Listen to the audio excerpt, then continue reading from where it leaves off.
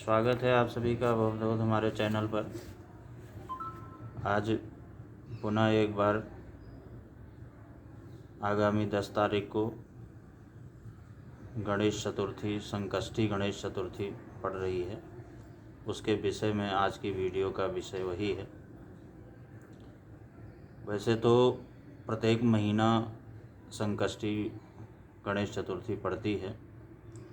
हर महीने इस व्रत को कई लोग करते भी हैं और चतुर्थी तिथि को भगवान गणेश की उत्पत्ति हुई थी, इनका प्राकट्य हुआ था, तो इसलिए उन्हीं को ये समर्पित होता है। चतुर्थी का व्रत प्रत्येक मास किया जाता है, लेकिन इसमें 2 चतुर्थी बहुत विशेष होती है।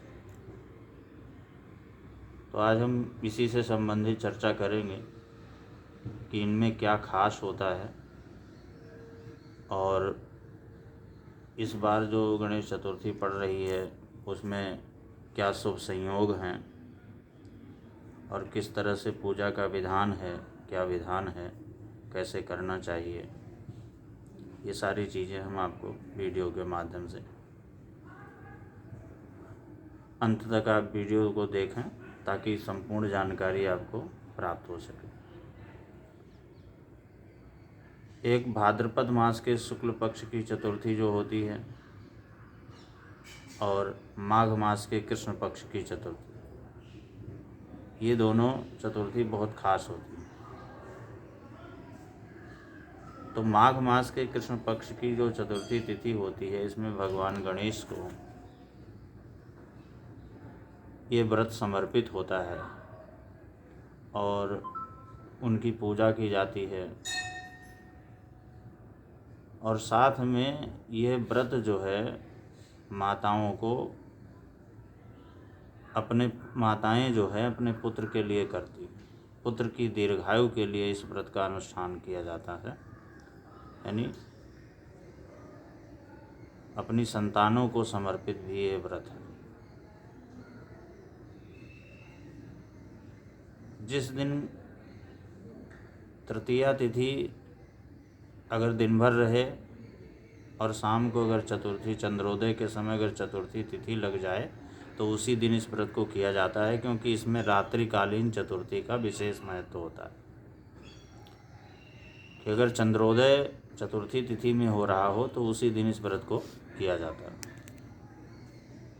इस बार यह गणेश चतुर्थी बहुत ही खास होने वाली है, क्योंकि मंगलवार के दिन पड़ रही है और मंगलवार के दिन पड़ने से अंगारकी गणेश चतुर्थी कहलाती है।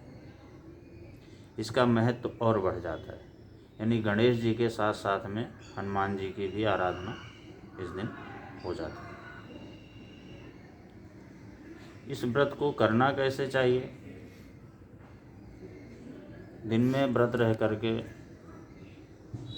संध्या के समय चंद्रमा के उदय होने से पहले भगवान गणेश की विधिवत पूजा करें और उनको तिल के लड्डुओं का भोग लगाना चाहिए। सबसे प्रिय है तिल के मोदक का भोग लगाना, भगवान गणेश को सबसे प्रिय होता है। और उनकी पूजा करके अपने पुत्रों की दीर्घायु के लिए प्रार्थना करनी चाहिए।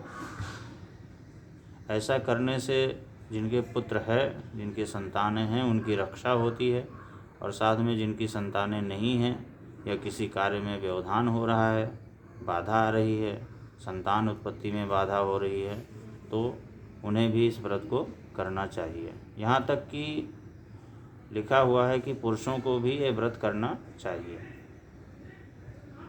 और करते भी हैं। पुरुष वर्ग भी इस व्रत को करता है, क्योंकि इसका नाम ही संकष्टी है। तो संकट को हरने वाली, संकट को काटने वाली ये चतुर्थी तिथि, इसका व्रत जो है किया जाता है। तो इसलिए स्त्री पुरुष हर वर्ग को करना चाहिए। इसके बाद में जब चंद्रोदय हो जाए, चंद्रमा के उदय होने तक उपवास रखना चाहिए और जब चंद्रोदय हो जाए तो चंद्रमा को अर्घ्य दे करके, दूध और जल मिश्रित अर्घ्य दे करके इसके बाद में व्रत का पारण करें, व्रत को संपन्न करें। इस बार 10 जनवरी मंगलवार को ये चतुर्थी तिथि पड़ रही है। दिन में लगभग 12:10 पर चतुर्थी तिथि का प्रारंभ होगा, जो अगले दिन 11 तारीख को अपराह्न 2:30 बजे तक व्याप्त रहेगी। तो अगले दिन संध्याकालीन चंद्रोदय कालीन व्याप्त न होने से इस बार ये 10 तारीख को ही रखा जाएगा। इसका व्रत 10 तारीख को ही किया जाएगा। और इसके साथ साथ में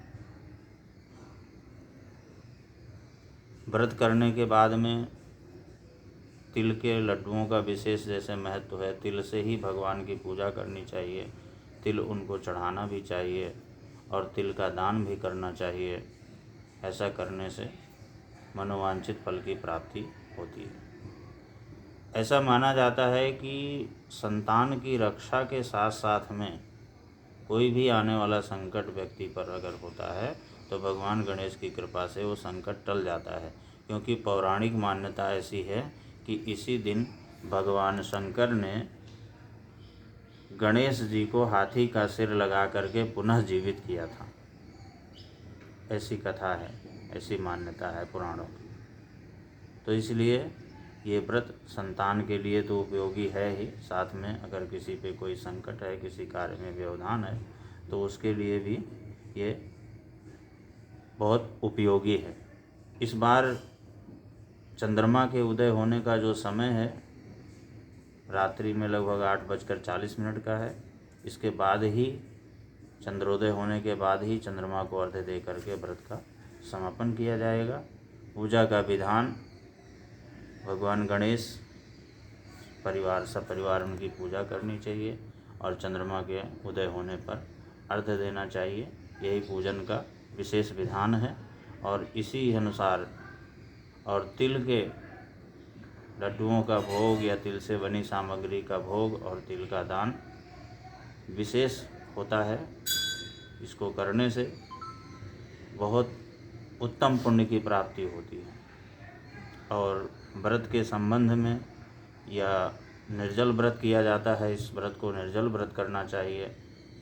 इसके अलावा व्रत के संबंध में यदि और कोई जानकारी चाहिए या किस तरह से करना है, कैसे करना है, उस संबंध में अगर आपको कोई परेशानी हो तो आप दिए गए नंबर पे संपर्क करके जानकारी प्राप्त कर सकते हैं। बहुत बहुत धन्यवाद।